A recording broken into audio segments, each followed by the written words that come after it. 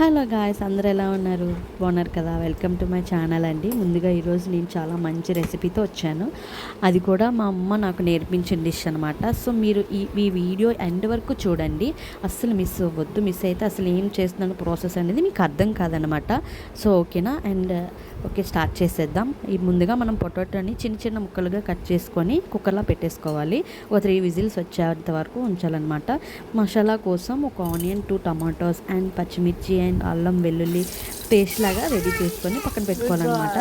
And ముందు మనం ప్యాన్లోని oil వేసుకున్నాక ధనియాలు, పోపులు ఏముంటే అవి వేసుకున్నాక పచ్చిమిర్చి అండ్ ఆనియన్స్, ఉల్లిపాయలు అన్నీ వేసుకున్నాక వేగాక మనం ఉప్పు, కారం, పసుపు, మసాలా ఏముంటే అవి వేసుకోవాలన్నమాట.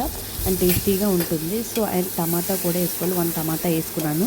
టమాటా కొంచెం ఫ్రై అయ్యే వరకు మనం ఉంచాలన్నమాట. సో ఇందాక నేను టమాటా పేస్ట్ అనేది తీసుకున్నాను కదా, సో అది కూడా యాడ్ చేసేయాలి. యాడ్ చేశాక కొంచెం ఆ ఆయిల్ అనేది పైకి వచ్చే వరకు వేగాలి. సో తర్వాత మనం ముక్కలు కట్ చేసుకొని ఉడికించుకున్న అవి వేసుకోవాలన్నమాట. పొటాటోస్ని వేసుకున్నాక కొంచెం అది మసాలా మిక్స్ అయ్యే వరకు ఉంచుకోవాలన్నమాట, ఒక 5 మినిట్స్. అండ్ లాస్ట్లో ఒక హాఫ్ గ్లాస్ ఆఫ్ వాటర్ వేసుకొని కలుపుకోవాలి. అండ్ మనకి ఇది పూరీలో కానీ అండ్ చపాతీలో కానీ వేసుకుంటే చాలా బాగుంటుంది. ఒకసారి ట్రై చేయండి.